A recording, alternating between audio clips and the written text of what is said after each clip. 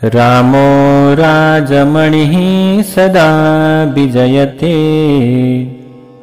रामं रमेशं भजे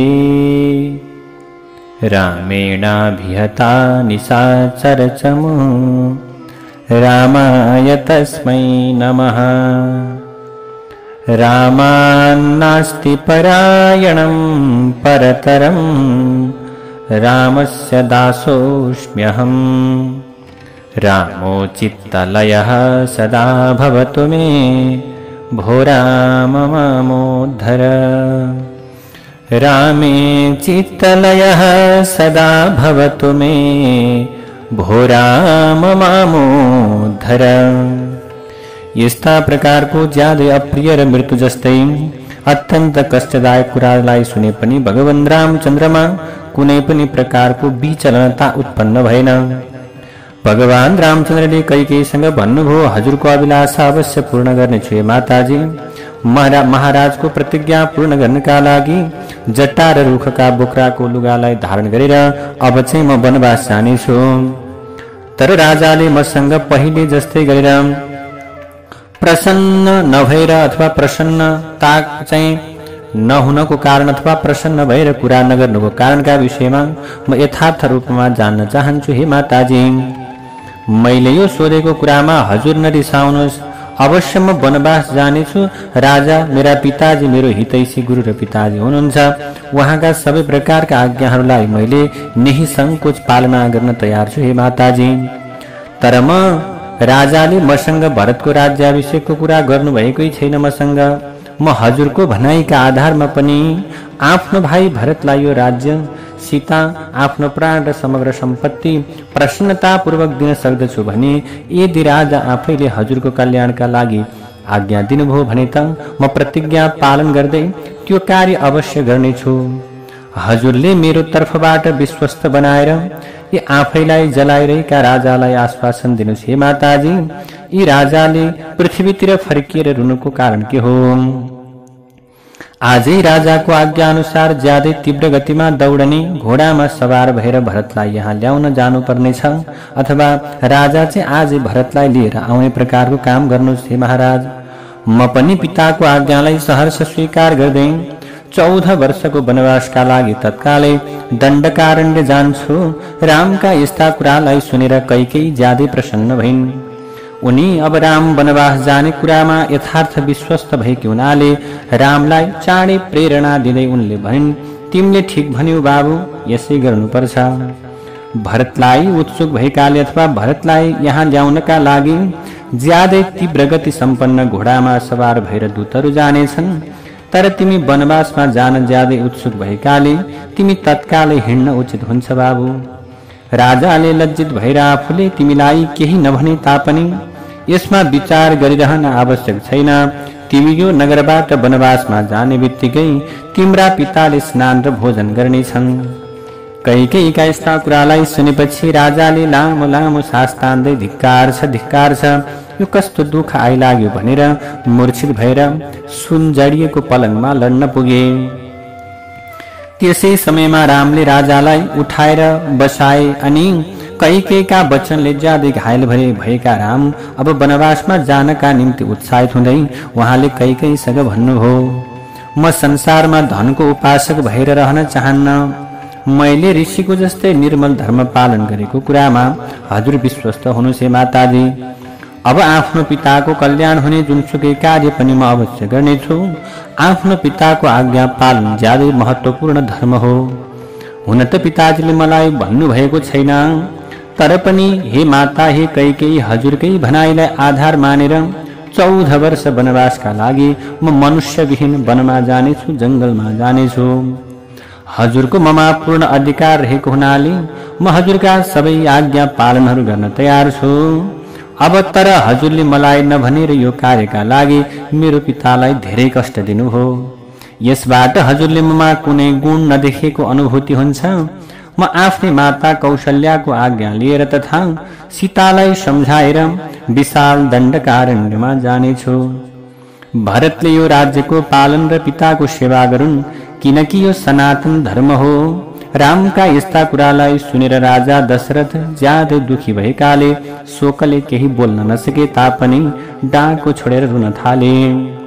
त्यसै समयमा रामले मूर्छित भएका पिता र दुष्ट कैकेयीका चरणमा प्रणाम गरेर त्यो भवनबाट बाहिर आइसकेपछि त्यहाँ आफ्नो प्रतीक्षा गरिरहेका आफ्ना सुहृदयहरूलाई आफन्तहरूलाई भेट गर्नुभयो रामचन्द्रले।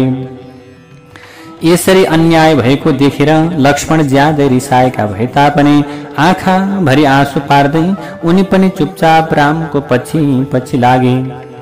रामको मनवनमा जान ज्यादै उत्साहित भएकाले रामचन्द्र राज्याभिषेकका लागि भेला गरिएको सामग्रीको परिक्रमा गरेर ती सामग्रीलाई नहेरी बिस्तारै बिस्तारै अगाडि बढ्नुभयो। यसरी राज्य नपाउँदाका अवस्थामा पनि रामको कान्तिमा कुनै परिवर्तन भएको थिएन। उहाँ समग्र पृथ्वीको राज्यलाई परित्याग गरेर वनमा जान उत्साहित हुनुभएको थियो। रामले आफूलाई सुन्दर छाता नओडाउने आज्ञा दिनुभयो भने चमर पनि नडोलाउनका निम्ति आज्ञा दिनुभयो। उहाँ रथ फर्काएर आफ्ना समस्त बन्धु बान्धव र नगरका मनुष्यहरूलाई विदा गरेर यो ज्यादै अप्रिय समाचार सुनाउनका लागि आफ्नी माता कौशल्याको महलमा रामचन्द्रजी पुग्नुभयो। जो सधैँ रामको नजिकमा रहन्थे तिनीहरूले पनि रामको अनुहारमा कुनै विकार उत्पन्न भएको देख्दै देखेनन्। रामचन्द्रको अनुहार पहिले जस्तो प्रसन्न थियो, अहिले त्यस्तो दुःखद कुरा सुन्दा पनि प्रसन्न नै छ। यसरी राम कैकेयीको महलबाट बाहिर आएपछि महलमा भएका राजपरिवारका महिलाहरूले ज्यादै दुखी हुँदै भने जसले पिताले आज्ञा नदिए तापनि आफै राजमहलका सबै कार्य गर्नुहुन्थ्यो, जो हाम्रा सहारा र रक्षक हुनुहुन्थ्यो, ती रामचन्द्र आज वनवास जानुहुने भयो।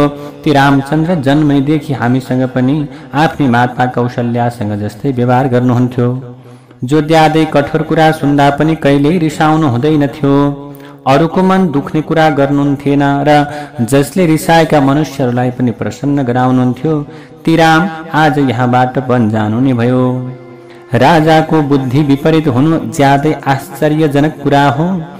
अब यिनी यस समयमा समग्र जीव र जगतको विनाश गर्ने कार्यमा लागेका हुनाले उनले सबै प्राणीको जीवनका आधार रामलाई परित्याग गरिरहेका छन्। दशरथले यस्ता प्रकारले रानीहरू आफ्नो पतिको निन्दा गर्न थाले भने बाछोसँग छुटिएको गाई जस्तै गरेर डाँको छोडेर रुन थाले। आफ्नो राजभवनमा भएको त्यो ज्यादै डरलाग्दो आर्तनाद सुनेर राजा दशरथले लाजका कारणले ओछ्यानमा आफ्नो मुख लुकाएर बसिरहे भने रामचन्द्र आफन्तको दुःखले ज्यादै उदास भएर लामो लामो सास तान्दै आफ्नो भाइ लक्ष्मण सहित भएर माताजीको खोपीमा जानुभयो। माताजी बस्ने दरबारमा त्यहाँ उहाँले ढोकामा एउटा वृद्ध पुरुष सहित अरू पनि धेरै मनुष्यहरू उभिएको देख्नुभयो। रामचन्द्रले तिनीहरू सबैले रामलाई देख्ने बित्तिकै जय जयकार गर्दै उहाँको नजिकमा आएर उहाँलाई बधाई दिन थाले। बधाई छ महाराज भन्न थाले। उहाँले पहिलो आँगन पार गरेर दोस्रोमा पुगेपछि उहाँले त्यस राजद्वारा सम्मानित वेदका ज्ञाता, त्यहाँ चाहिँ राजाद्वारा पनि सम्मानित हुने वेदका ज्ञाता ब्राह्मणहरू उभिरहेको देख्नुभयो। ती वृद्ध ब्राह्मणहरूलाई प्रणाम गरेर तेस्रो आँगनमा पुग्दा उहाँले त्यहाँ ढोकाको रक्षा गर्ने कार्यमा लागेका धेरै वृद्ध स्त्रीहरूलाई देख्नुभयो। यसरी राम आएका देखेर ती समस्त प्रकारका व्यक्तिहरू हर्षित भए भने रामलाई बधाई दिएर ती स्त्रीहरू तत्कालै महलभित्र गएर कौशल्यालाई राम आएको सुखद समाचार सुनाए। त्यसै समयमा कौशल्या आफ्नो छोराको मङ्गलको कामना गर्दै रातैभरि जागराम बसेर एकाग्रतापूर्वक विष्णुको पूजा गरेर मन्त्र उच्चारण गर्दै अग्निमा आहुति राखिरहेकी थिइन्। त्यसै समयमा भित्र पसेका रामले त्यहाँ देवताको पूजाका लागि दही, अक्षता, घिउ, लड्डु, हविष्य, धानका लावा, सेतो माला, खीर, खिचडी, समिधा र पानी भरिएका कलश सहित अनेकौं सामग्री भेला गरेर राखेको देख्नुभयो रामचन्द्रले। त्यसै समयमा कौशल्याले सेतो रङको रेशमी साडी लगाउनु भएको। उहाँले धेरै व्रत लिएकाले ज्यादै कठोर भए तापनि आफ्नो इष्ट देवतालाई तर्पण गरिरहनु भएको आफ्नो छोरालाई, पुत्रलाई धेरै समयपछि आफ्नो अगाडि उभिएको देखेपछि कौशल्या ज्यादै हर्षित हुँदै रामचन्द्रको नजिकमा गइन्।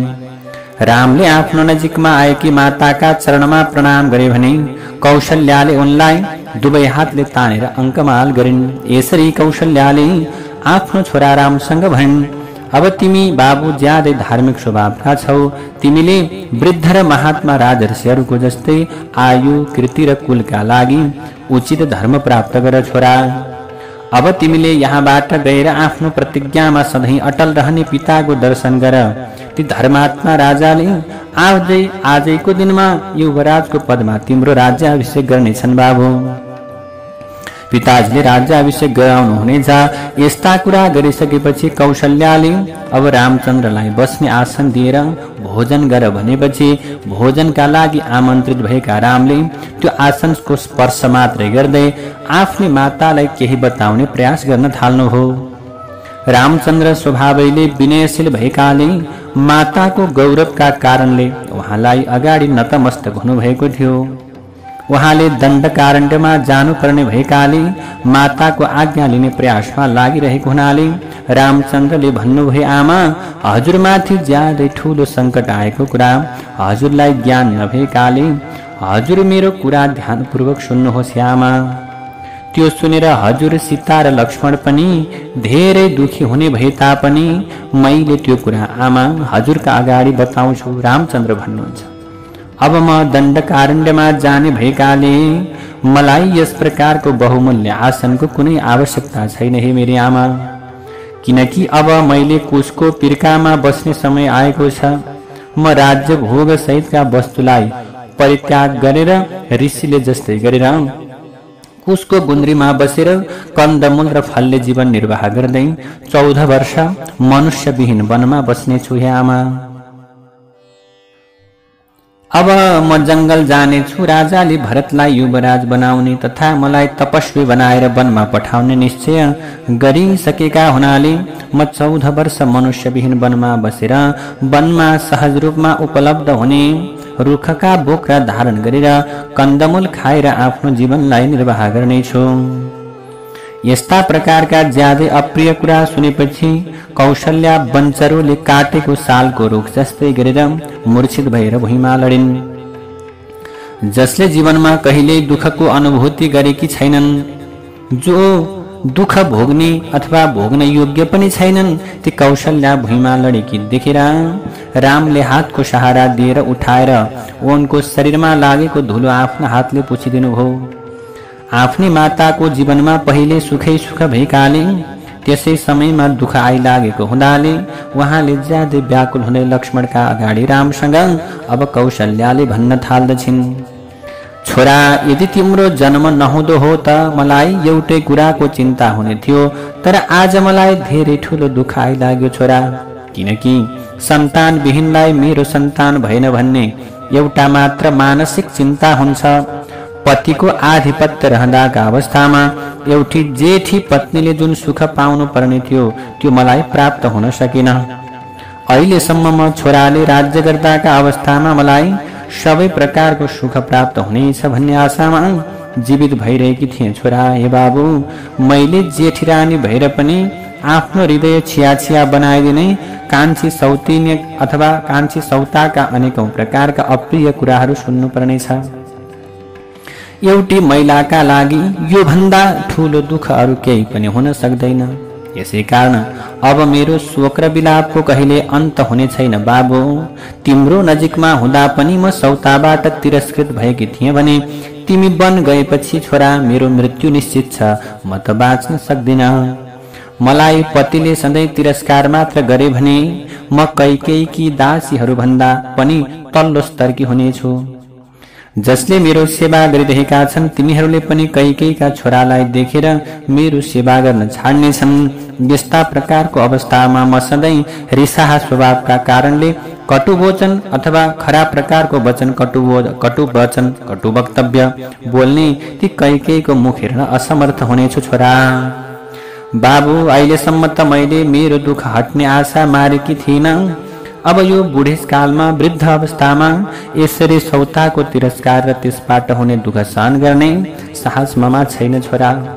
मैले आफ्नो पुत्रको सुखका लागि गरेको व्रतदान र संयम निष्फल हुनु ज्यादै दुःखदायक कुरा हो। यस्ता प्रकारले विलाप गरिरहेकी कौशल्यासँग अब लक्ष्मणले भन्दछन्, रामले राज्य परित्याग गरेको कुरा मलाई पनि उचित लागेको छैन आमा। राजा यस समयमा स्त्रीको कुरामा लागेका हुनाले उहाँको बुद्धि विपरीत भएको छ। पहिलो कुरा उहाँ वृद्ध हुनुभयो, दोस्रो उहाँलाई के गर्नुपर्छ भन्ने थाहा छैन, उहाँ बसमा पर्नु भएको छ। यसै कारण वासनाका बसमा परेका राजा कैकेयी जस्ती स्त्रीको प्रेरणाले जे पनि गर्न तयार भएको अवस्था हो। मैले अब म चाहिँ रामले राज्य परित्याग गर्नुपर्ने व्यवस्था केही पनि देखिरहेको छैन, किनकि यो संसार रामका प्रत्यक्ष वा अप्रत्यक्ष शत्रु यो संसारमा कोही पनि रहेका छैनन्, तथा कुनै पनि धार्मिक राजाले राम जस्ता पुत्रलाई बिना कारण परित्याग गर्न सक्दैनन्। जुन राजा विवेकहीन हुनुभएको छ ती राजाको कुरालाई राजनीतिको ज्ञान भएका छोराले धेरै महत्त्व दिनु हुँदैन। यसकारण अरूलाई हजुरको वनवासको कुरा जानकारी हुनुभन्दा पहिले हजुरले मेरो सहयोगमा यो राज्यको शासन सत्तालाई आफ्नो हातमा लिन उचित हुन्छ। हे दाजु, जुन समयमा मैले हातमा धनुष लिएर हजुरको नजिकमा रहेर हजुरको रक्षा गर्छु त्यस समय हजुरसँग युद्ध गर्ने सामर्थ्य कसैमा पनि हुँदैन। यदि नगरका बासिन्दा हजुरको विरोधमा उभिए भने म आफ्ना तीखा बाण प्रहार गरेर अयोध्यालाई मनुष्यविहीन पनि बनाइदिन सक्छु।